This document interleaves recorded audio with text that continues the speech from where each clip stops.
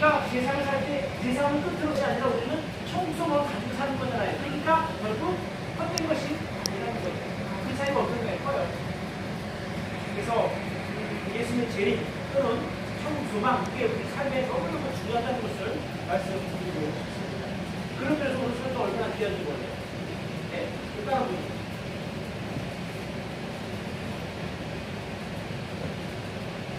그래서 우리는 이 땅에서 사는 거 잠시 왔다 가는 인생이다. 그런 생각하니까 너무 기쁘고 좋아요. 아, 그렇죠. 그런데 이제 예수님이 오신다고 생각하니까 우리가 예수님을 마음속에 영접했으니까 우리는 여기서 천국을 마음에 내가 기쁘니까 천국을 이루는 거니까 이렇게 생각해요. 그런데 왜 영화적인들은 이 땅이 천국에 온다고 막 그러니 나를 이 말씀까지 그러는 것 같아요. 그래서 나는 너희들하고 난 틀리다. 나는 천국을 소망할 거니까 내가 이 땅에서 천국을 내가 이루어야 되는 너희들은 날 따라올 수가 없다 이런 생각을 하면서 저때도 만났거든요. 그런데 자꾸 그걸 인도하려고 막 말씀을 주고 막 그러더라고요. 그러니까 난 더 자신만만해가지고 내 이 말씀을 아는 것이 너무 행복하다.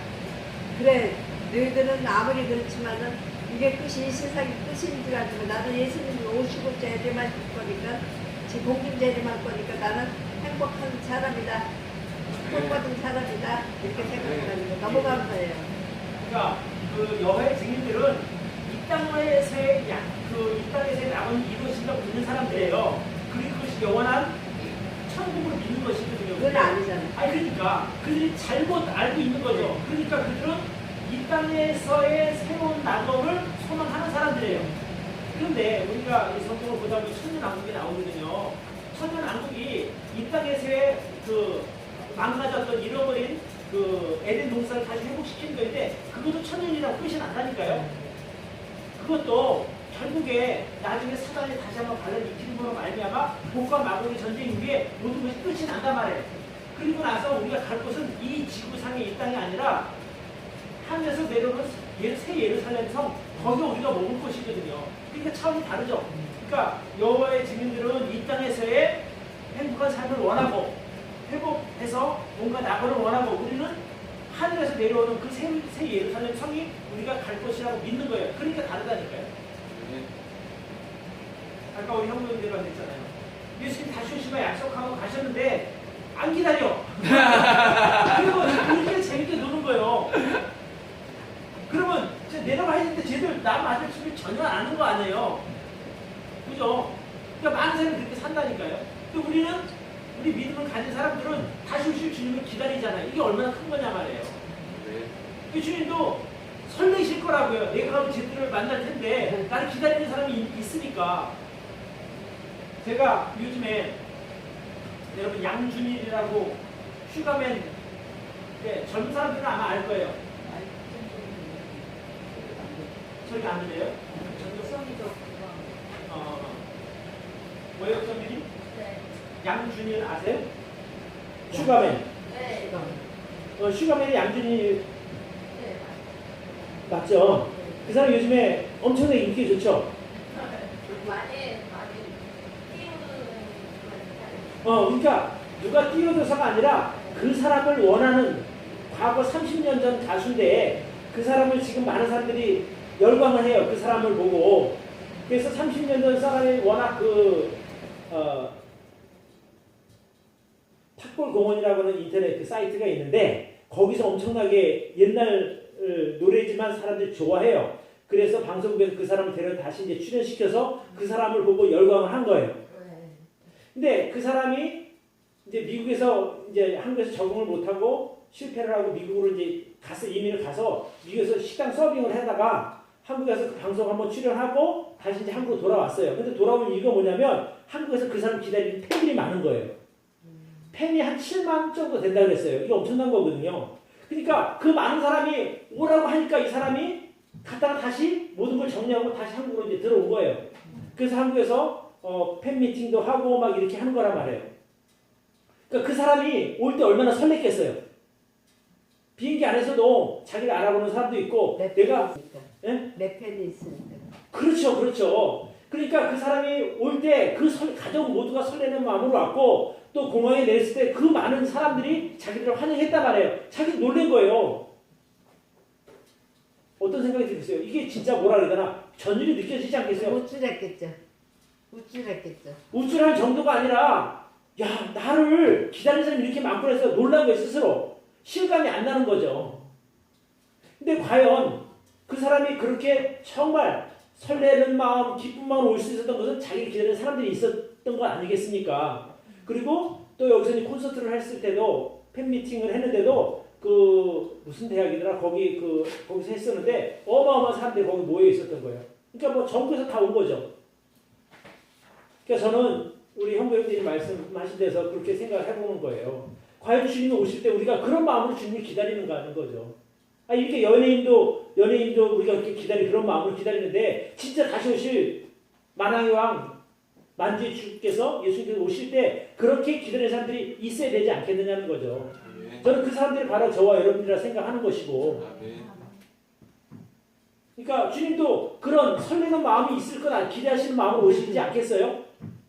혹시 한 사람도 안 나오면 어떡하지? 이런 마음으로 오시지 않을 그런 거라고요. 마음은 아니죠. 네. 내 사랑하는 자녀들이. 아 그럼요. 얼마나 좋아.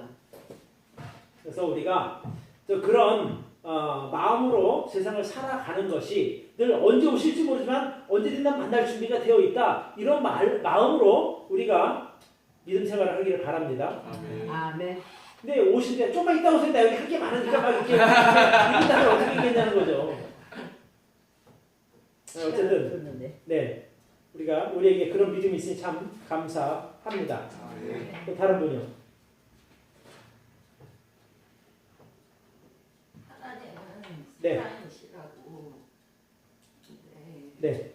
내가 가족을 사랑한다고 말을 하면서도 네. 힘을 다해서 사랑치 못했던 것 같고 또 우리 교회 식구들도 사랑한다고 하면서 그러지 못한 것 같아서 앞으로는 더 열심히 사랑하겠습니다. 네. 그러니까 지금 자매님 하신 말씀이 성경에 나와 있어요.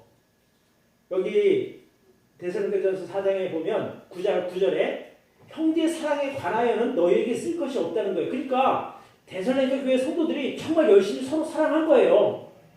바울이 볼 때 워낙 소문이 그래서 그 성도들 되게 사랑해. 그 칭찬이 자자하니까 내가 너희를 보고 서로 사랑해라 이렇게 말할 거리가 없다는 거예요. 그러면서 너희가 친히 하나님의 가르치심을 받아 서로 사랑합니다. 그러면서 나중에 뭐라고 덧붙이냐면 형제들아 권하노니 지금도 잘하지만 더 많이 사랑하라는 거예요. 더 많이. 우리 지금 향기나무 교회 얼마나 좋아요. 뜨끈뜨끈 하잖아요. 서로 사랑하니까. 근데 주님께서 전 아까 목사님 이 말씀을 봤더니 그래 맞아. 우리가 잘하지만 더 많이 사랑하라는 그 말씀으로 받아들인 거예요. 또 우리 잘하고 있어요. 진짜 잘하고 있거든요. 그런데 주님은 우리에게 무엇을 원하시는가? 너희가 잘하고 있는데 내가 책망할 게 없다는 거예요. 근데 더 많이 하라는 거죠. 더 많이 사랑하라는 겁니다. 그래서 우리 오해역 자매님뿐만 아니라 저도 더 많이 사랑하겠습니다. 네, 그래서 우리 같이 서로 사랑하고 주님께서 우리가 그렇게 서로 사랑하면 뭐라 그랬어요? 하나님이 기뻐하신다 그랬잖아요. 오늘 본문 1절이 되게 좋더라고요. 정말로 형제들아 우리가 주 예수 안에서 너희에게 구하고 권면한다는 거예요. 그러니까 너희에게 내가 권하는 건데 너희 했으면 좋겠다 말하는 게 뭐냐면 너희가 마땅히 어떻게 행하며 하나님께 기쁘시게 할 것을 우리에게 받았으니 배웠으니까 그대로 하라는 거죠. 그게 오늘 말씀드린 세 가지잖아요. 거룩해질 것, 그 다음에 서로 사랑하는 것, 재림의 소망을 갖는 것. 그죠? 그러니까 이게 바로 주님을 기쁘시게 하니 우리 지금 오자매님 말씀하신 대로 우리가 더 사랑할 때 주님께서 기뻐하시게 될 줄 믿습니다.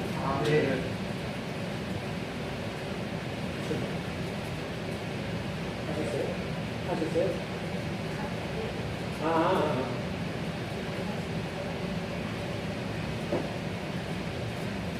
자, 나눌 거예요? 더? 됐어요?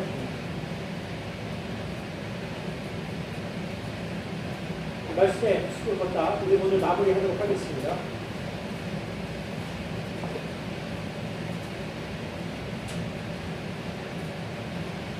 (198페이지입니다)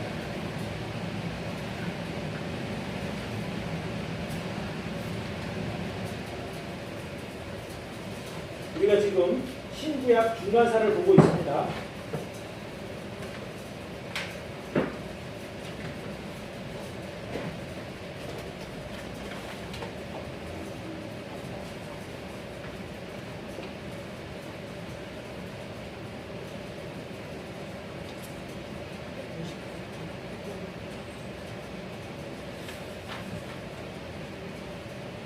신약에 이제 우리가 신약을 잘 이해하려면 당시 어떤 그 사회가 어떤 정치 세력으로 이렇게 이루어졌는지를 아는 것도 참 중요합니다. 여러분 성경에 보면 바리새파 사람들 나오죠. 바리새인 나오죠. 또 사두개인도 나오지 않습니까? 그리고 또 로마가 나오고 또 헬라가 나옵니다. 그러니까 여기 나온 이런 것들에 대하여 우리가 좀 잘 알았으면 좋겠어요. 당시 그 예수님 오실 당시에 유대교회는 세 가지 파벌이 있었어요. 가장 대표적인 것이 바리새파, 그리고 사두개파, 그리고 에세네파라고 있었습니다. 그런데 성경에는 주로 이 에세네파는 잘 안 나오고 바리새파하고 사두개파만 나오죠. 이 에세네파 같은 경우는 주로 이제 그 동굴 안에서 공동체를 이루어서 금욕 생활을 하는 사람들이기 때문에 엄청나게 금욕 생활 위주로 하기 때문에 성경에는 그렇게 거의 나오지 않습니다. 그렇지만 바리새인과 사두개인은 실제 유대 사회를 움직이는 중추 세력이라고 말할 수 있는 겁니다. 여러분 그 책에 보면 그 여당, 야당 이렇게 있잖아요. 그러면 우리나라도 요즘 여당이 있고 야당이 있어요. 여당이라고 하는 것은 실제 주도적인 세력을 실권을 권리를 갖고 주도하는 세력이에요. 여기 보면 산헤드린이 있고 서기관이 있어요. 산헤드린은 이스라엘 전역에서 민사와 형사적 재판권을 행사하는 71명의 유대인 자치의결 기관을 이면 돼요. 그러니까 요즘으로 말하면 국회의원이라고 보시면 돼요. 국회의원.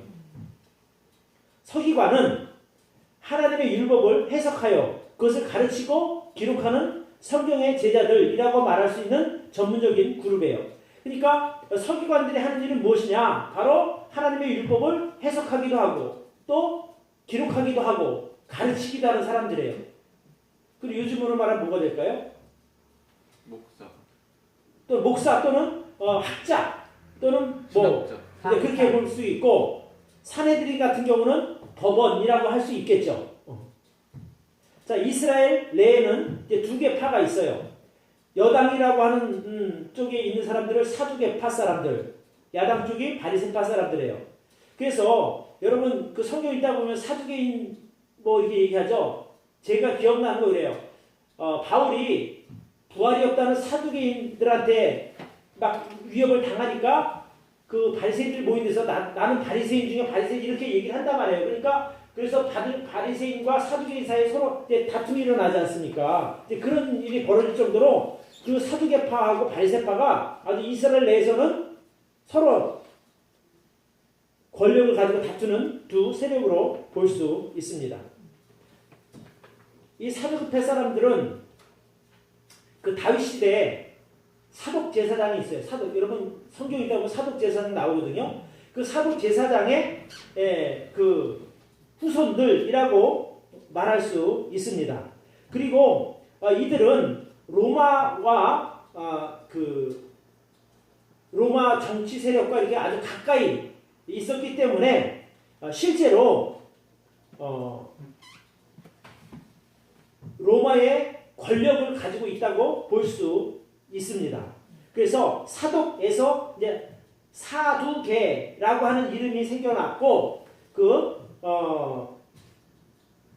당시 그 하스몬 왕조, 여러분 우리 지난주에 하스몬 왕조 들어봤죠? 그 하스몬 왕조와 함께 이렇게 좀 권력을 같이 이렇게 이뤄갔던 사람들로 볼 수 있습니다. 근데 이 바리새인이라고 하는 사람들은 누구냐? 바리새인은 아주 지극히 종교적인 사람들이에요. 그들은 철저하게 율법 지키는 쪽으로, 그래서 되게 종교적이라고 말할 수 있고 사두개인들은 정치적이라고 말할 수가 있는 겁니다. 그래서 이 두 사람들이 서로 대립하는 가운데 이스라엘 유대 사회가 이루어져 가게 됩니다. 왜 침례 요한이 그런 말하지 독사의 자식들아 그러죠? 그게 바로 사두개인들을 두고 한 말이에요. 우리 한번 봅시다. 마태복음 한번 찾아봅시다.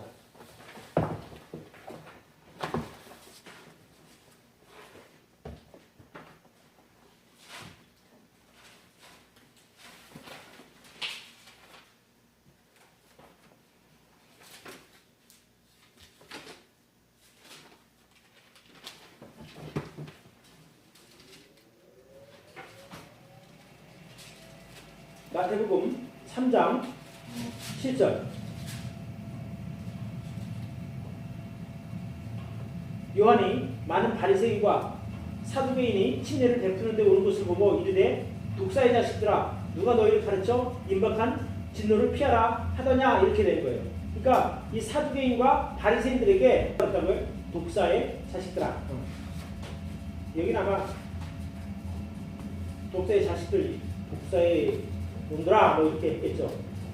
그래서 어쨌든 사두개인들은 정치적인 그런 그것이 성향이 강했고 바리새인들은 종교적인 성향이 매우 강한 사람들이다라고 알고 계시면 됩니다. 자, 당시에 또 로마를 중심으로 세리가 있었을 때 세리 이들은 여당 쪽에 들어간 사람들이고 야당 쪽으로 열심당이 있어요. 세리들은 로마 정부로부터 세금을 징수하는 그런 권리를 갖게 됩니다.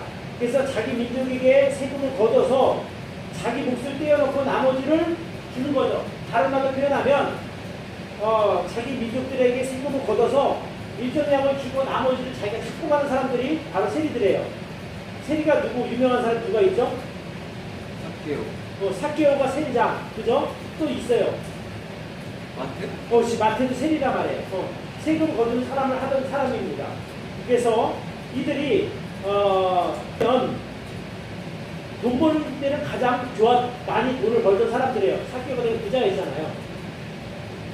그 다음에 야당 쪽에는 열심당이 있었습니다. 이들은 세금을 거부하는 거예요.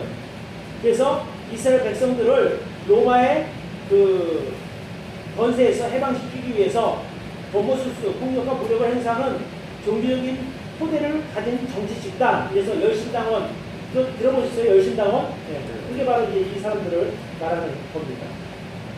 그래서 이런 그 신약 성경을 읽을 때 이런 배경을 알고 읽으면 그래서 그러니까 바리새인과 사두개파 사람들이 싸울 일이 없는 거예요. 근데 당시에 그 바울의 입장에서는 내가 살기 위해서는 내가 바리새인이라고 했고 나를 공격하는 저 사람들이 바로 사두개파 사람들이라는 것을 드러내야 자기가 도움을 받을 수 있기 때문에 그것을 사람들에게 알리는 것이 됩니다. 자, 이제 400년 침묵기로부터의 도전, 헬라와 이스라엘과 로마가 있습니다. 자, 왜 하나님께서 400년이라고 하는 기간을 허락하셨을까요? 왜 침묵하셨겠느냐는 거죠. 거기에도 다 이유가 있습니다. 언어적인 면으로 볼 때에 헬라가 많은 나라를 정복하고 또 정복하는 나라마다 학교를 세워서 헬라말을 가르칩니다. 헬라어를 가르치죠. 그래서 당시에 헬라어가 점점 확산이 되어서 3개 대륙의 공통어가 됩니다. 그러니까 유럽, 아시아, 아프리카 이 근처가 다 헬라어를 사용하게 되는 거예요. 그러니까 헬라어만 하면은 모든 언어가 다 통용이 되게 되어 있다는 거죠. 그래서 하나님께서 성경학자 70명을 사용하셔서 히브리어로 기록된 구약 성경을 번역하게 하셨습니다. 그것이 바로 오늘날 알려지고 있는 헬라어 71역 성경입니다. 그러니까 구약 히브리어는 사람들이 이해하기가 어렵잖아요. 근데 그것을 헬라어로 당시 그 세계의 공용어였던 헬라어로 번역을 해서 모든 사람이 하나님의 말씀을 들을 수 쉽게 만날 수 있도록 하나님께서 그 400년 동안 그 작업을, 밑작업을 하신 것이죠. 자, 그럼 로마는 어떠냐, 로마. 로마는 헬라가 언어적인 측면에서 복음의 전파에 기여를 했다면 로마는 길을 닦음으로 말미암아 복음이 전해지는 길을 그들이 도와주게 됩니다. 철의 나라라 불리우는 로마가 헬라의 분열된 왕조들을 하나씩 무너뜨리게 됩니다. 그리고 로마는 자기들의 군사력을 빨리 이동시키기 위해서 도로를 닦았습니다. 그러니까 어느 한 나라를 점령하면 그 나라를 잘 다스리기 위해서는 빨리 왔다 갔다 할 수 있는 교통로가 필요했던 거예요. 그래서 어디든, 그러니까 로마가 가는 길에 반드시 도로를 건설을 했단 말이죠. 그래서 여러분 그런 말 들어보셨을 거예요. 모든 길은 로마로 통한다. 이 말이, 그러니까 로마에서 어느 나라를 정복하든지 빨리 갈 수 있는 길을 만들어 놓았기 때문에 모든 길은 다 로마로 통할 수밖에 없었습니다. 그래서 로마는 길을 만드는 거예요. 로마가, 그래서 이제 그런 이야기도 있어요. 여러분, 로마는 길을 닦고 중국은 어떻게 했어요? 거기는 성을 쌓았어요. 그러니까 중국은 말할 수밖에 없었고 로마는 커질 수밖에 없었다는 거죠. 그러니까 중국 같은 경우는 만리장성을 쌓았잖아요. 계속 성만 쌓으니까 교류가 안 되지 않습니까? 그래서 결국에 로마가 흥한 이유는 길을 닦은 것이다. 그런데 로마가 길을 잘 닦아 놓은 그 길로 복음이 전해진 거예요. 그러니까 400년이라고 하는 그 기간 동안에 헬라는 언어적인 면에서 복음 전하는 데 아주 유용하게 쓰임을 받았고 로마는 복음을 전하는, 그러니까 예를 들어서 사도 바울이 복음 전하러 다닐 때도 어느 길로 갔겠어요? 그 길로 갔을 거 아니에요. 물론 배도 탔지만. 그래서 당시 로마가 그냥 한 나라가 흥했다가 망해진 것이, 없어진 것이 아니라 그 한 나라가 만들어졌을 때는 다 하나님께서 필요가 있어서 세우셨고 또 필요가 있어서 망하게 하신 거란 말씀입니다.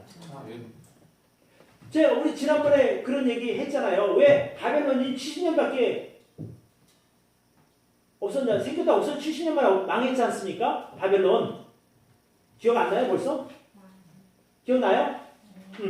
그러니까 하나님께서 이스라엘 민족들이 그 범죄함으로 인해서, 불순종함으로 인해서 안식년 지키지 않았잖아요. 그 70년 빼먹은 거를 하기 위해서 결국 바벨론이 그 필요를 위해서 세워졌다고 해도 과언이 아닌 거예요.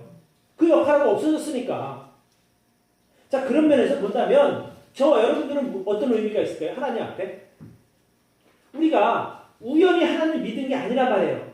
하나님께서 한 나라도 세웠다가 없어지게 하는 것처럼 한 교회도 생겼다가 없어지지만 우리 구원받은 성도들에게도 하나님께서 어떤 특별한 목적을 가지고 저와 여러분들을 구원하신 거예요. 그래서 우리가 예수 그리스도 안에서 아무 의미 없는 삶이 없다라는 거죠. 하나님께서 반드시 여러분을 구원하셨을 때는 여러분들을 사용하시기 위한 목적이 분명히 있다는 것이죠. 아니 토기장이가 이 그릇을 만드는데 심심한데 만들어 볼까? 그래서 이쁘네 그러면 안 되냐? 버리겠냐? 그렇게 하겠느냐 말이에요. 이거는 물잔이란 말이에요. 그죠? 물잔으로 만든 거잖아요. 그러니까 목적이 있는 거예요. 물론 만든 사람은 물잔으로 했지만 우리는 이제 여기 강대상의 물잔을 사용하는 것이거든요.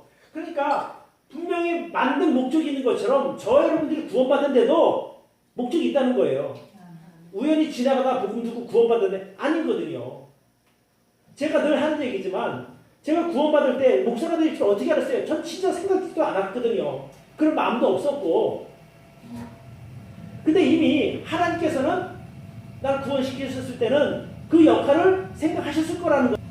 또 더 앞에 나가서 내가 이 세상에 태어날 때 우리 엄마 아빠가 사랑해서 그냥 태어났는데 그게 아니라니까요. 하나님께서 나를 태어나게 하셨고 할 때는 목적을 갖고 만드셨다는 거죠. 네. 그러면 저와 여러분이 얼마나 귀한 존재냐는 거예요. 하나님의 사는 목적 가운데 이 세상에 태어났고 또 그 목적 가운데 구원받게 됐고 그런 목적 가운데 교회를 섬기게 하셨으니 얼마나 귀중한 인생들이냐는 거예요. 그래서 우리가 상대를 바라볼 때 세상적인 면으로 보고 저 사람은 뭐 별거 없어 이렇게 할 게 아니라 그 사람에게 부여된 그 일, 그 하나님의 목적이 있기 때문에 잘나고 못나고 떠나서 하나님께서 그 사람을 목적을 가지고 만드셨으니 귀한 거예요. 근데 자꾸 사람들은 그렇게 생각 안 하고 돈 많아? 그러고 또 돈 없어? 에이 이렇게 무시한단 말이에요. 근데 그거는 세상적인 관점이고 하나님의 관점으로 볼 때는 어찌됐든 간에 하나님의 일에 큰 일이고 작은 일이 어디 있어요? 다 귀한 일이죠. 그래서 우리 서로가 서로 존귀한 존재이고 그것을 알고 서로 사랑하고 아껴줘야 된다는 거예요.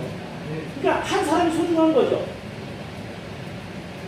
근데 자꾸 요즘에 교회에서 세상적인 어떤 그런 그 가치관이 많이 들어오다 보니까 많이 배운 사람, 돈 많은 사람, 얼굴 이쁜 사람, 뭐 잘한 그런 사람들만 막 이렇게 올려주는 거예요.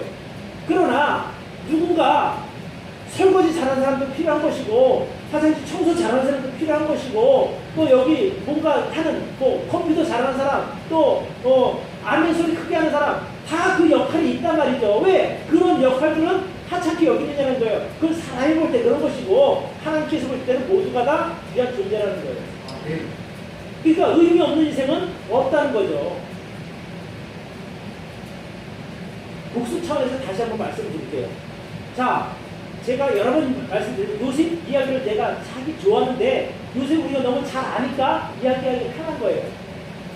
요셉이 처음에 이 세상에 태어나서 어릴 때 꿈을 꾸지 않습니까?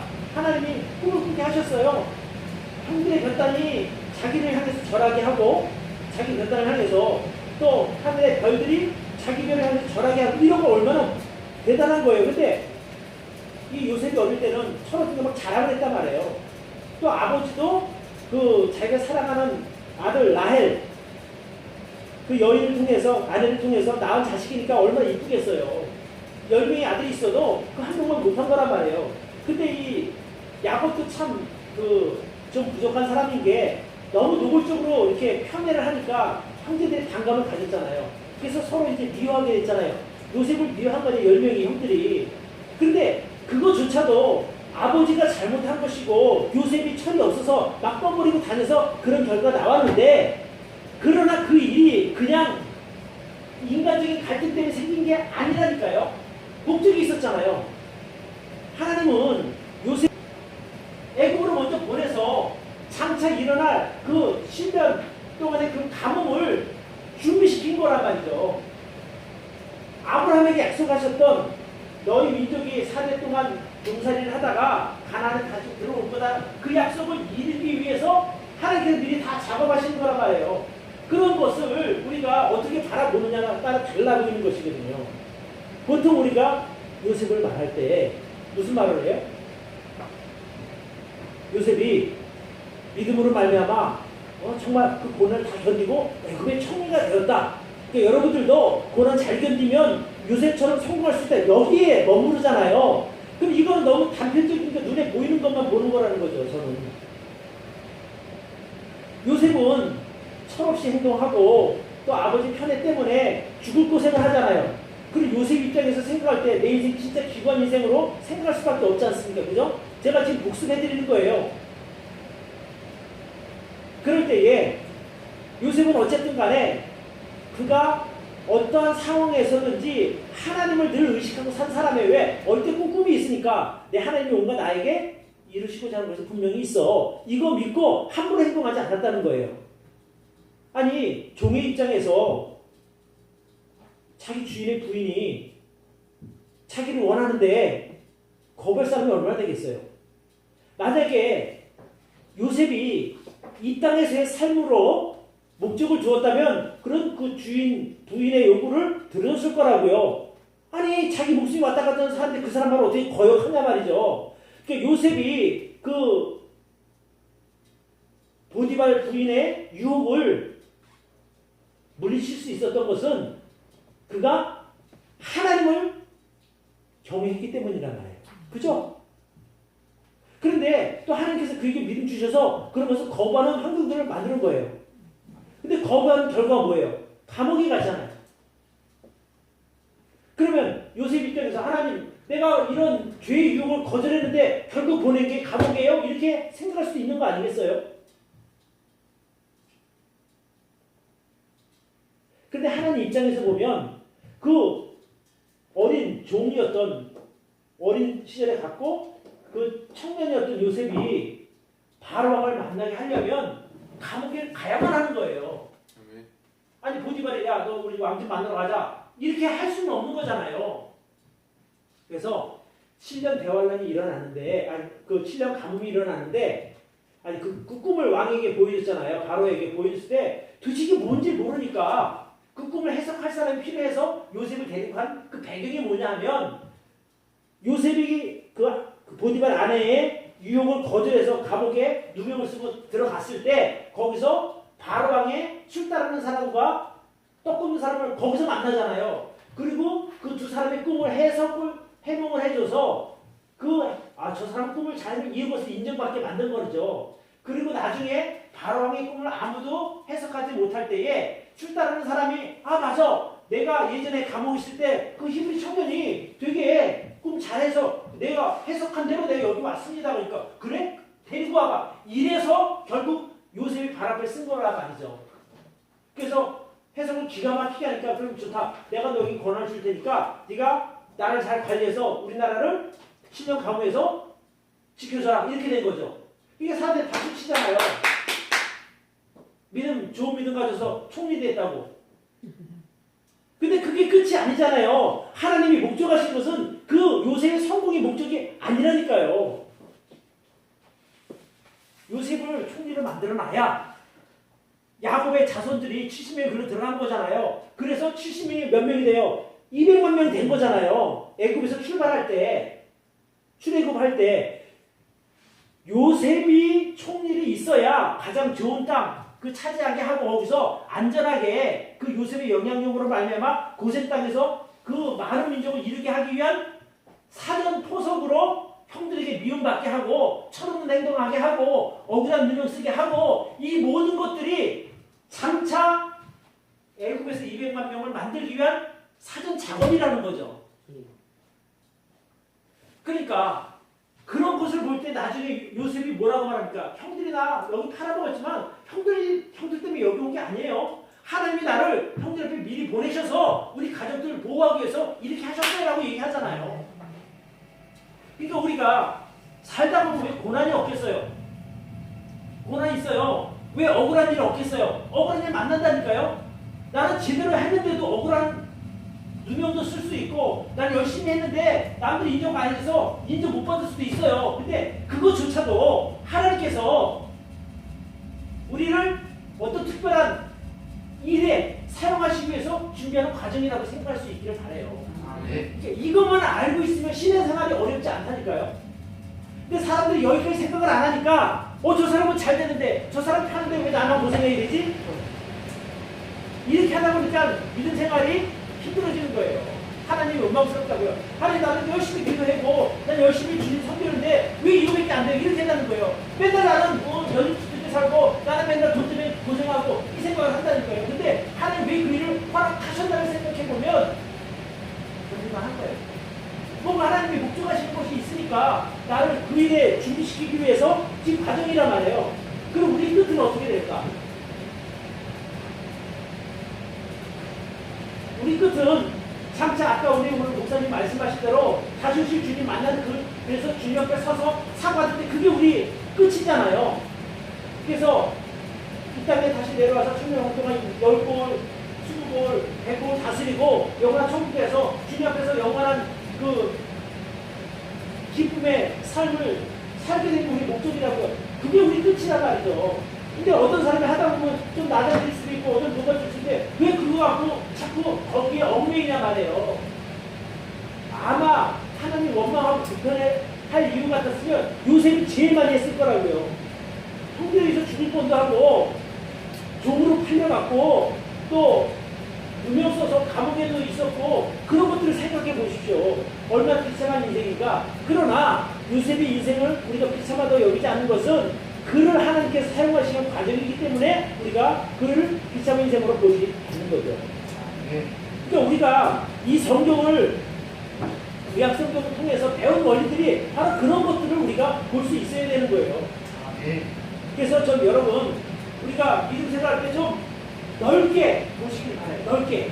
자꾸 나 입장에서만 생각하지 말고 넓게 보라는 거예요. 넓게.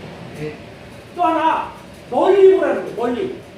사람이 자꾸 눈앞에 있는 거 쫓아가다 보면 사람이 얍삽해져. 그럴 수밖에 없잖아요. 내가 당장 눈앞에 내가 손해가 있는데 내가 손해 안 보려고 머리를 쓴단 말이에요. 이거는 하나님께서 기뻐하시지 않는 거예요. 하나님께서 나에게 야 너 좀 손을 봐라 그러면 네 알겠습니다 이렇게 하면 되죠. 근데 하나님께서 목적이 있으니까 그 상황을 허락하셨지 않느냐는 거죠. 좀 이런 마음으로 좀 있기를 바랍니다. 우리 믿음 생활. 그러면 믿음 생활이 즐거운 거예요. 왜 즐거워요? 야 지금 내가 어렵지만 내 형편이 굉장히 힘들지만 하나님께서 왜 이 목적이 있을 때 허락하셨으니 내가 좀 더 견뎌보자. 기대감이 되잖아요. 네. 저는 제가 이제 교회 개척하고 15년 됐어요. 힘들었죠. 얼마나 힘들었겠어요. 이게 쉽지 않은 일이라 말이죠. 그런데 내가 견딜 수 있었던 것은 나를 향한 하나님의 어떤 목적이 분명히 있으실 것이다. 그래서 그 목적을 기대하면서 기다리는 거죠. 어떻게 나를 사용하시려고 이 과정을 겪게 하실까? 이렇게 되면은 즐겁잖아요. 그죠? 네.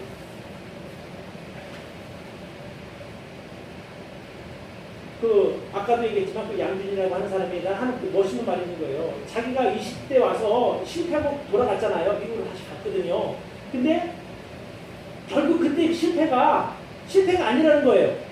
지금 돌아보니 그것이 있었기 때문에 갑자기 이렇게 지금 최고의 인기를 구가하고 있거든요. 온 방송국에서 양준을 모셔가려고 막 엄청나게 애를 쓰는 거예요. 팬미팅하고 이런 것들을 지난 며칠인가 이제 JTBC에서 해줬는데 시청률 0% 나오던 그 시간대예요. 근데 뭐 3점 몇 프로가 나왔다는 거지. 몇 배 올라간 거란 말이에요. 그 정도 그런 일들이 어떻게 벌어졌나? 과거 그 사람이 억울한 일을 당했고, 그 출입국 관리소 직원이 너 같은 인간 한국에 있는 걸 볼 수가 없어. 그래서 비자도 안 내주고 연장도 안 해주고 그런 일이 억울한 일을 당했지만 이 사람이 그것을 가지고 내가 너 두고 보자. 내가 평생 내가 너를 한번 저지하면서 살 거다라든지 내가 어디서 꼭 이렇게 하지 않고 그 사람 그냥 받아들인 거예요. 나하고 안 맞는구나 싶어서 자기 나름대로 사는 거예요. 여러분 그 사람 나이가 50이 넘었어요.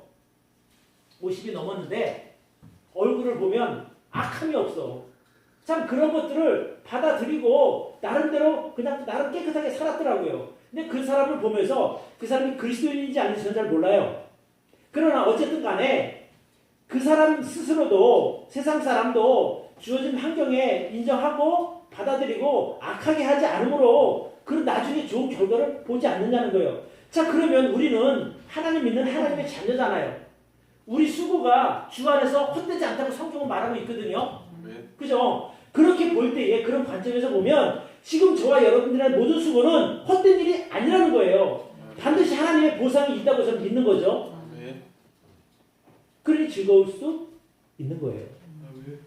너무 눈앞에만 보지 마시고 멀리 보시길 바래요. 또 넓게 보시길 바래요. 나만이 아니라 함께 가는 거잖아요. 우리 함께 교회도 이루어져 가는 거거든요. 그래서 우리가 좀 그런 마음으로 믿음 생활할 수 있기를 바랍니다. 그 구약 공부하면서 난 이거 배웠단 말이죠. 저는 구약 공부하면서 그런 요셉의 삶을 통해서 참 사람들은 요셉이 총리 됐다는 것에 참 기뻐하고 박수치지만 저는 그 뒤에 이스라엘 백성들을 데리고 70명이 들어가서 200만이라고 하는 엄청난 숫자가 어떻게 이루어지냐 말이에요. 요셉이 있었기 때문에 가능한 거죠. 자 이제 우리가 이제 구약을 다 마쳤어요. 이제 신약을 해야 되는데 혹시 이제 구약 공부하면서 궁금한 거 있으면 질문하시기를 바랍니다. 난 이거 좀 궁금했는데 이거는 어떻게 된 건지 좀 얘기해달라 이러면 제가 말씀드릴게요. 이제 공부는 이제 어느 정도 이제 기초 공부 이제 다 끝났습니다.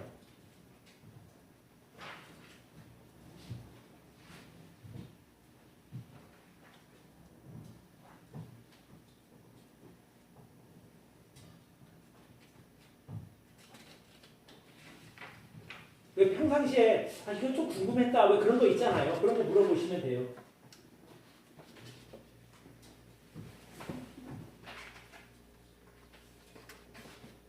구약에서 하나님의 언약의 말씀들이 네. 있다고 하셨잖아요. 예, 예. 네, 말씀을 들었는데 세 가지라고.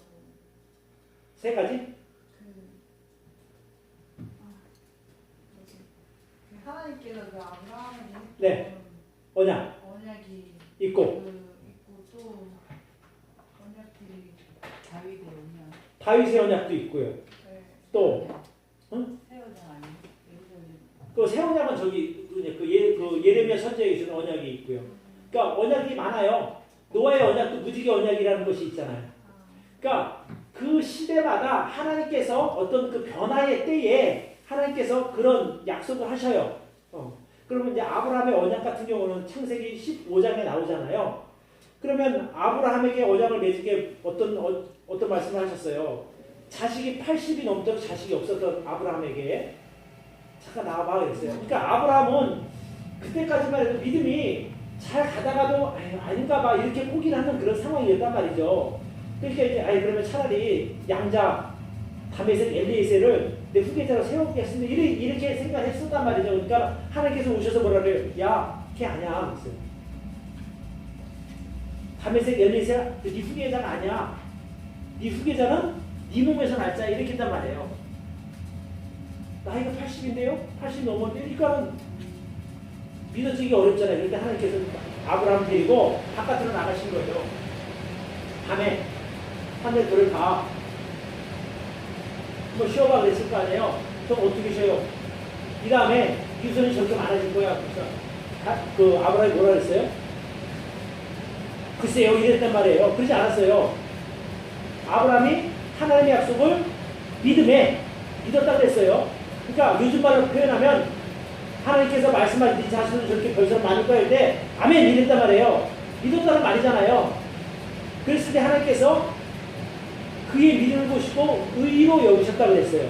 의로 여겼다고 하는 것은 죄 없다라고 하는 말과 같은 거예요. 또 의로운 사람이면 죄 없는 사람이란 말이에요. 그게 첫 번째 아브라함의 언약이죠. 그래서 그 언약을 지키기 위해서 아까 방금 전에 말씀드린 요셉 일이 있어야 그 언약이 이루어지죠.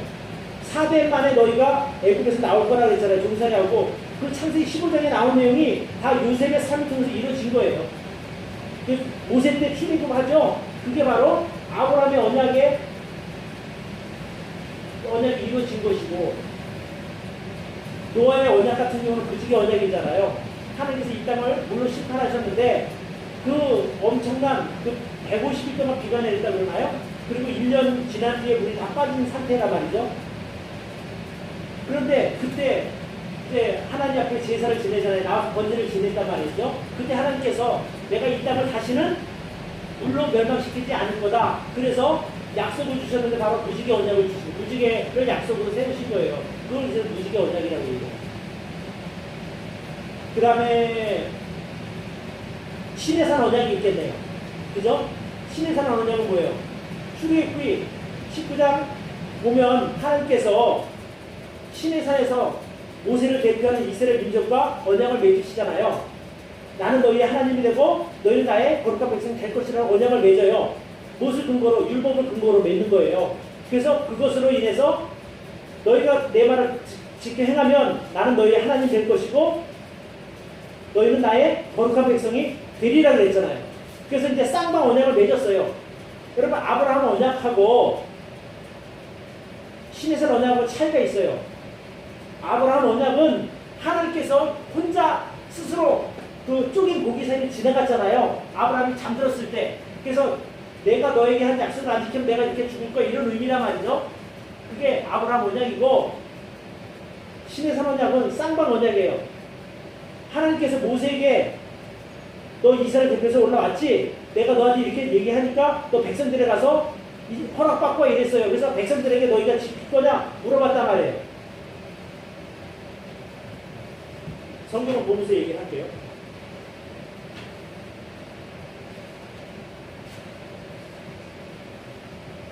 어, 19장에서 시내산 언약을 맺는데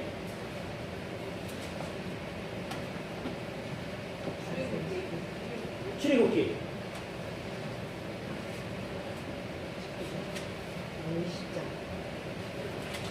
19장을 보시면 19장 5절에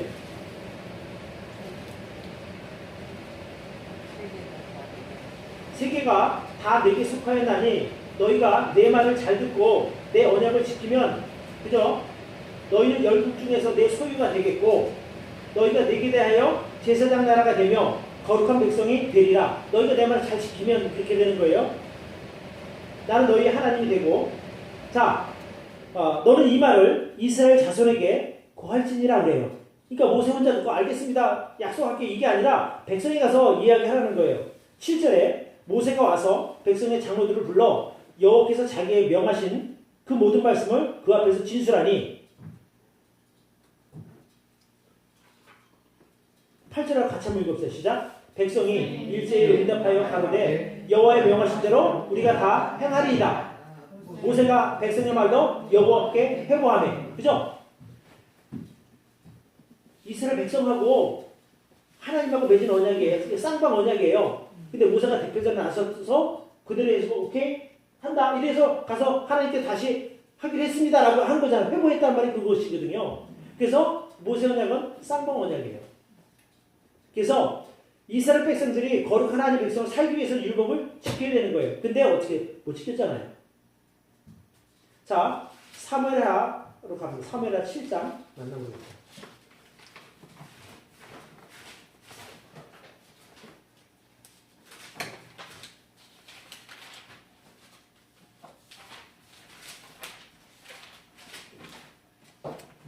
사무엘하 7장을 펴보시기 바랍니다. 더워.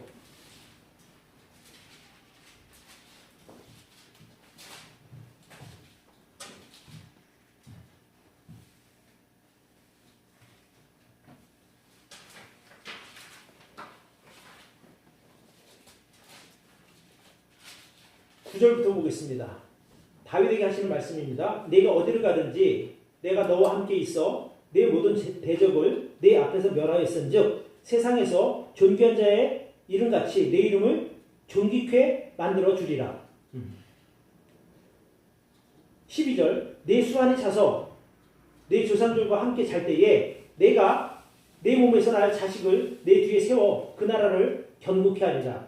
저는 내 이름을 위하여 집을 건축할 것이요 나는 그 나라의 위를 영원히 견고케 하리라. 그러니까 이게 무슨 말이냐 하면 솔로몬이 태어나서 내가 네 이름을 존귀하게 해주겠는데 네 몸에서 날 자식이 있다는 거예요. 그게 솔로몬이죠. 솔로몬이 내 이름을 위해 하나님의 이름을 위하여 집을 건축 전을 만들 것이고 나는 그 나라의 위, 그 나라의 그 다윗의 왕권을 영원히 견고케 하리라 그랬어요. 영원히 지켜주겠다. 다윗 왕국을 지켜주겠다는 거죠. 그래서 이것을 다윗의 언약이에요. 이게 다윗의 언약. 그런데 16절 보십시오. 내 집과 내 나라가 내 앞에서 영원히 보존되고 내 위가 영원히 견고하리라 하셨다 하라. 이게 이제 하나님의 약속의 결과잖아요. 그랬는데 이스라엘 백성들이 망했잖아요.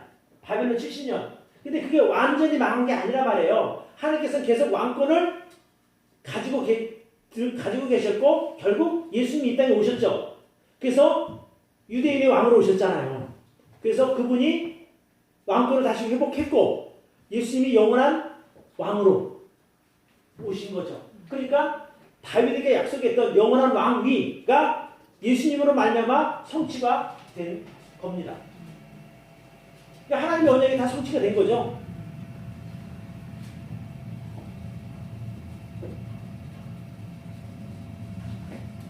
이 언약은 네. 우리가 지금 뭐 구원의 방법은 다르지만 지금 우리가 말하는 이 구원과 네. 같은 의미로 받아들여요. 그래서 이게 이제 어려운 게 뭐냐 하면 아브라함은 하나님의 말씀을 믿음으로 의롭게 되었어요. 그러니까 우리가 좀 자칫 위험한 게 뭐냐 잘못하면 오해할 수 있는 게 우리가 지금 구원 받았네 안 받았네 하는 거는 이게 구약적 개념이 아니고 신약적 개념이란 말이에요. 사도 바울이 그러니까 하나님께서 바울에게 주셨을 때 구원이라고 말했을 때는 우리가 예수 그리스도로 말미암아 뭐든지 용서받고 하나님의 자녀로 거듭난 것을 구원이라고 얘기하잖아요. 그랬을 때 하나님께서 우리 마음속에 구원의 증거를 주셨어요. 그것이 성령이에요. 그죠? 그럼 새 언약이 뭐냐면 새 언약. 그 옛날 언약은 율법을 지킴으로 말미암아 하나님의 백성이 되는 거예요. 근데 새 언약은 장차 오실 그리스도로 인하여 영원한 대속을 받는 것이 새 언약이란 말이에요. 그것이 뭐냐면 바로 사랑이죠. 새 계명을 주노니 너희는 서로 사랑하라는 거죠. 그래서 하나님 사랑, 이웃 사랑 이 모든 것들이 다 그 언약 안에 들어가는 거예요. 그래서 우리가 어떻게 구원받습니까? 하나님의 사랑으로 말미암아 은혜로 말미암아 구원받는 겁니다. 그래서 결국 우리가 이제 그 세대주의 뭐 이렇게 하는데 아브라함에게 하나님께서 원하셨던 그걸 아브라함이 예수님 믿고 구원받았어요. 그게 아니란 말이죠. 하나님의 약속을 믿음으로 말미암아 이렇게 되었잖아요. 그럼 모세는 노아는 어떻게 됐어요? 그 노아도 하나님의 징계 그것을 믿었잖아요. 열심히 해서 의로운 자로 인정받았고 또 이 다윗도 마찬가지. 다윗은 죄도 많이 졌잖아요. 근데 어떻게 그를 의롭게 여기셨냐 말이에요. 그러니까 그 시대마다 상황에 맞게 하나님께서 의의 조건들을 좀 다르게 주신 거예요. 그래서 이것을 신학적인 분들 볼 때에 세대주의라고 하는 거예요. 그런 가치가 조금씩 다르니까 의의 기준이 좀 달랐다는 거죠. 그러면 지금 예수님께 오신 이후에 교회 시대는 어떤 구원의 조건이 있어요? 믿음이에요. 근데 그 믿음이 뭐냐? 예수 그리스도를 주로 믿는 믿음이란 말이에요. 그래서 여러분 로마서 4장을 한번 보시기 바래요. 로마서 4장.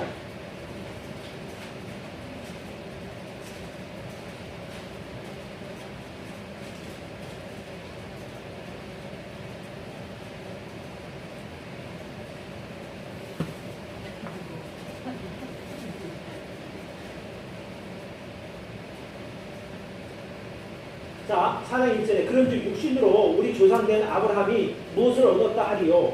만일 아브라함이 행위로서 의롭다 하심을 얻었으면 자랑할 것이 있으려니와 하나님 앞에서는 없느니라. 이게 무슨 말이에요? 아브라함이 무슨 행위로 의롭게 된 거 그거 아니라는 거예요. 아브라함이 뭘로? 믿음으로. 성경이 무엇을 말하느냐? 아브라함이 하나님을 믿음에 이것이 저에게 의로 여기신 바 되었다. 이게 이제 창세기 15장에 나오는 말씀이거든요.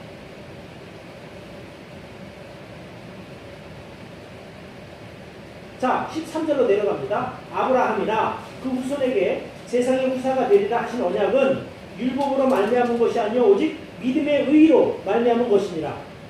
만일 율법에 속한 자들이 후사이면 믿음은 헛것이 되고 약속은 폐하여졌느니라. 율법은 진노를 이루게 하나니 율법이 없는 곳에는 범함도 없느니라. 그러므로 후사가 되는 이것이 은혜에 속하기 위하여 믿음으로 되나니 이는 그 약속을 그 모든 후손에게 굳게 하려 하시니라. 율법에게 속한 자뿐 아니라 아브라함의 믿음에 속한 자도니 에게도니 아브라함은 하나님 앞에서 우리 모든 사람의 주상이라. 그러니까 이방인 모든 사람들 다 해서 주상이 되는 거예요.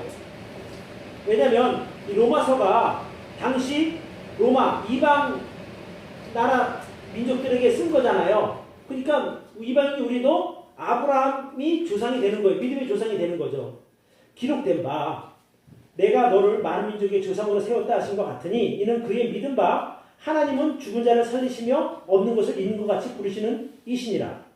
아브라함이 바랄 수 없는 중에 바라고 믿었으니 이는 내 후손이 이같으리라 하늘의 별처럼 많으라고 하신 말씀대로 많은 민족의 조상이 되게 하심을 인합니다. 그가 백세나 되어 자기 몸에 죽은 것 같은과 사라의 태에 죽은 것 같음을 알고도 믿음이 약하여지지 않고 믿음이 없어서 하나님의 약속을 의심치도 않고 오히려 믿음이 견고해져서 하나님께 영광을 돌리며 약속하신 것을 또한 능히 이루실 줄을 확신하셨으니 그러므로 이것을 저에게 의로 여기셨느니라. 창세기 15장 6절에서 말씀하셨던 네가 내 말을 믿었으니까 너 죄 없는 걸 인정해 줄게. 이게 이루어지는 거예요. 근데 아브라함이 어떤 믿음으로 주님 말씀 다 오신데 이게 아니고요. 아브라함이 바랄 수 없는 중에 바라고 믿는 믿음이 있었어요. 그 내용이 뭐냐면 하나님은 죽은 자를 살리신다는 거예요. 또 하나 없는 것을 있는 것처럼 부른다는 거예요. 자, 그러면 죽은 자를 살리시고 없는 것을 있는 것을 부른다는 것은 무슨 말일까? 여러분 아브라함이 100세가 되었을 때 99세 되었을 때 죽은 몸과 방불 한 거예요. 죽은 몸이랑 마찬가지예요. 100세에서 무슨 자식을 낳아요. 그러니까 그 죽은 몸 같은 아브라함 몸에서 90대 사라의 몸에서 자식을 낳게 한 것을 아브라함 믿었다는 거에서 하나님은 죽은 내 몸도 살리신다. 이것을 믿었다는 거예요. 아멘. 또 하나 없는 것을 있는 것처럼 부른다 그랬잖아요. 근데 여러분 그 창세기에 보면 17장에 보시기 바라요. 하나님께서 원래 아브람인데 아브라함이라고 말해요. 그러면 원래 아브라함이라고 하는 뜻은 존귀한 자 이런 뜻이거든요. 근데 하나님 이름을 바꿔주셨어요. 뭘로? 아브라함으로. 그게 무슨 뜻이 되냐면 아브라함은 열국의 아버지예요. 그 열국의 아버지란 말하고 존귀한 아버지란 말하고 달라요. 열국의 아버지라는 것은 그 사람이 후손적에서 수많은 나라들을 세우실 거라는 거예요. 그러니까 당시에 아브라함은 자식이 하나도 없는데 열국의 아비야 너 그런데 아브라함이 아멘 이랬단 말이에요. 이게 진짜 믿음이라는 거죠. 그러니까 아브라함 믿은 게 뭐냐면 죽은 자기 몸에게서 자식을 태어나게 하고 또 자기 자식 하나 없는데 열국의 아비야 그렇게 하니까 이름 바꿔오니까 아멘 이랬단 말이에요. 그러니까 사라도 똑같아요. 사라도 뭐라 했어요? 사라가 원래는 사례예요. 왕비예요. 왕비. 존귀한 사람이죠. 그 사람 왕비도 얼마나 존귀해요. 근데 이름을 뭐라 그래요? 사라. 바꿨단 말이에요. 이게 열국의 어미예요. 아까 그 아브라함은 열국의 아비가 됐잖아요. 그 다음에 남편은 열국의 아비, 아내는 열국의 어미 이렇게 된 거예요. 그러니까 결국에 하나님께서 그 아브라함 믿음을 보시고 의롭게 된 거예요. 아브라함이 뭘로 도움받았어요? 자식 낳아서 이상 낳아서 도움받은 게 아니라 하나님이에요. 의로 여기셨으니까. 자, 그런데 잘 보세요. 그래서 22절에 그러므로 이것을 저에게 의로 여기시느니라. 저에게 의로 여기셨다 기록된 것은 아브라함만을 위한 것이 아니란 말이에요. 여기 되게 잘 들으셔야 돼요. 그러면 아브라함에게는 그 하나님의 약속을 믿음으로 말미암아 지었다고 인정을 받았어요. 그러면 우리는 어떻게 되는 거예요? 저에게 의로 여기셨다 기록된 것은 아브라함만을 위한 것이 아니요 의로 여기심을 받을 우리도 위함이니. 그러니까 바울과 로마 교회 성도들과 다 이방인 포함된 거예요. 그래서 곧 아브라함이 하나님의 약속을 믿은 것이나 곧 우리 예수 우리 주를 죽은 자 가운데 살리신 믿는 우리나 하나님 똑같이 죄 없는 걸 인정해 주겠다는 거예요. 예수는 우리 범죄를 위하여 내어줌이 되고 또한 우리를 의롭다 하심을 위하여 살아나셨느니라 이런 거예요. 그러니까 우리가 구원받은 근거는 믿음이에요. 근데 하나님은 아브라함이 자기 약속을 믿고 죽은 몸을 살리실 것을 믿고 자식 없는 것을 열가하게 믿는 것이나 우리가 우리 죄를 위해서 죽은 예수님을 믿는 것이나 똑같이 여겨준다는 거예요. 그게 다 의로운 일이다. 의로운 방법이다. 그래서 아브라함 믿음은 약속을 믿는 믿음이고 우리 믿음 무슨 일? 우리도 약속을 믿는 거예요. 내가 예수님께 회개하고 하나님께 회개하고 예수님 구주 영접하면 죄 용서 받는다. 이 믿음이나 하나님은 똑같이 여기준다는 거예요. 아멘. 이게 바로 언약이에요. 그러니까 이런 거를 모르면 어떤 오류가 생기는 거 아니 어떻게 의롭게 되는데 열심히 말씀대로 지켜서 이렇게 되면 되게 위험해지는 거라고. 율법을 지켜서 의롭게 되는 것이 아니라 믿음으로 말미암아 의롭게 되는 거예요.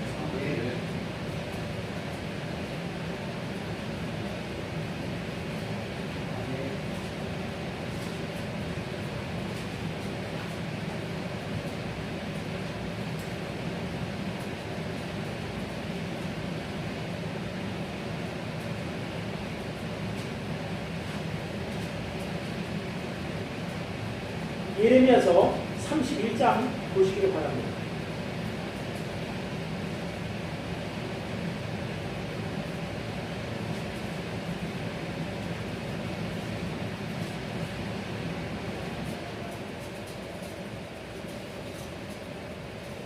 (31장) 31절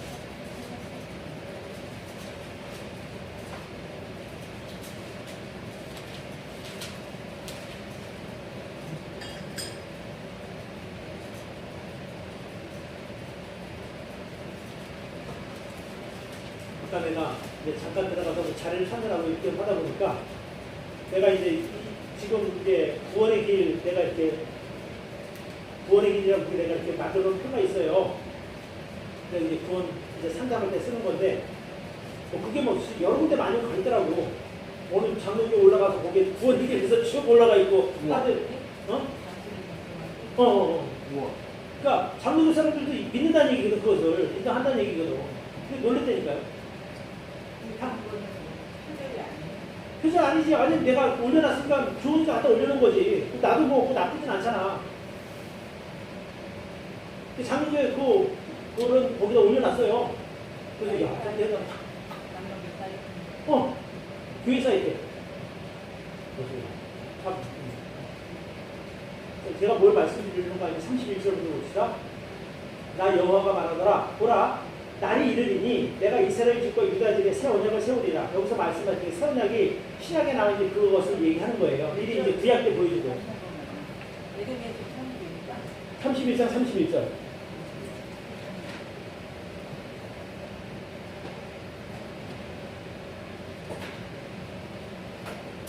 32절 있습니다. 나 여호와가 말하나 이 언약은 내가 그들의 열쇠에 손을 잡고 애굽 땅에서 인도하여 내던 날에 세운 것과 같지 아니할 것은, 그죠? 율법과 다르다는 거예요.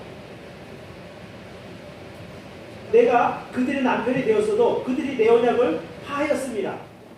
나 여호와가 말하더라. 그러나 그날 후에 내가 이스라엘 집과 세울 새 언약은 이러하니 곧 내가 나의 법을 그들의 속에 두며, 그전에 어디다 뒀어요? 돌판에 새겼잖아요. 이제는 어떻게 해요?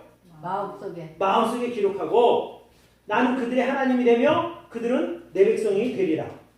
그들이 다시는 각기 이웃과 형제를 가리켜 이르기를 너는 여호와를 알라 하지 아니하리니 이는 작은 자로부터 큰 자까지 다 나를 알리라. 이제 너 알아야 돼가 아니라 다 안다는 거예요. 내가 그들의 죄악을 사하고 다시는 그 죄를 기억지 아니하리라. 이게 어디 나오냐면 히브리서 10장 17절에 나와요. 하나님께서 예수 그리스도 이 땅에 보내주셔서 우리 죄를 위해서 죽게 하셨고 그 죄를 믿는 사람들, 그 구원을 믿는 사람들에게는 다시는 죄를 기억하지 않겠다고 얘기해요. 히브리서 10장 17절.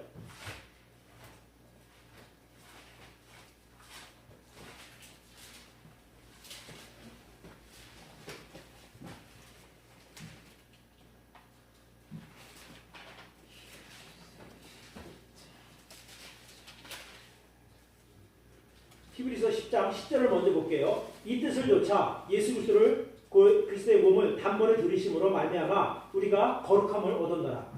제사장마다 매일 서서 섬기며 자주 같은 제사를 드리되 이 제사는 언제든지 죄를 없게 하지 못하지만은 오직 예수 그리스도는 죄를 위하여 한 번에 영원한 제사를 드리시고 하나님 편에 앉으셨다는 거예요. 14절 저가 한 제물로 거룩하게 된 자들을 영원히 온전케 했다. 그러니까 구약 율법 제사는 매일 제사 드려도 죄를 완전히 없게 하지는 못해요. 근데 예수님은 한 번의 제사로 영원하게 온전케 했다는 거죠. 17절 같이 한번 읽을게요. 시작. 또 저희 죄와 저희 불법을 내가 다시 기억하지 아니하리라 하셨으니. 그러니까 이게 아까 우리가 읽었던 예레미야서 31장 34절의 말씀이에요. 이것을 사하셨은즉 다시 죄를 위하여 제사를 드릴 것이 없느니라. 이렇게 됩니다. 그러니까 이제 그 새 언약으로 말미암아 우리가 구원 받았으니 이제는 다시는 제사를 지낼 일이 없다. 이렇게 되는 거죠. 그래서 우리가 지금은 어떻게 구원받느냐? 열심히 교회 나와서 구원받는 게 아니라 내가 하나님의 죄를 회개하고 예수님 나의 구주로 영접함으로 말미암아 구원이 이루어지는 거예요. 그러니까 이거 모르면 죽도록 고생만 하는 거예요. 내가 조금이라도 한 번 빠지면 구원 잃어버릴까? 목사님에게 밑보이면 또 구원 잃어버릴까? 내가 갑자기 자다가 또 주님 그 틈에 오면은 내가 들림 못 받을까? 이런 걱정한다니까요. 근데 여기 이 말씀에 의하면 이제 우리는 그런 걱정 안 해도 되잖아요. 이게 이제 성경에 나와 있는 언약들을 본 거예요. 재밌죠? 이렇게 보면 재밌는 거예요. 이게 엄청 재밌는 거예요.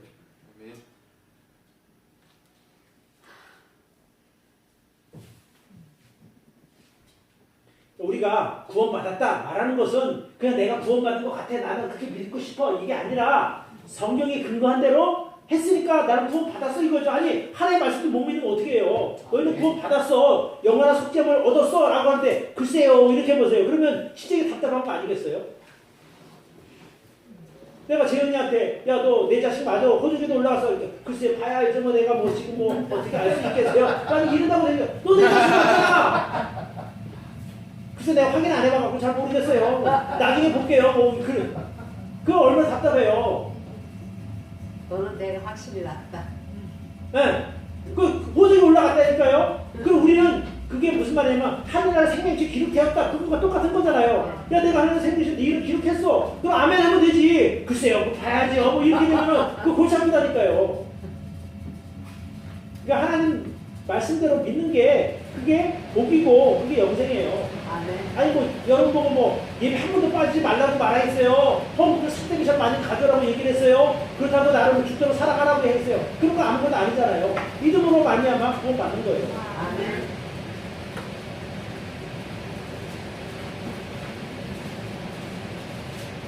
됐죠? 또 궁금한 거 있으면 물어보세요.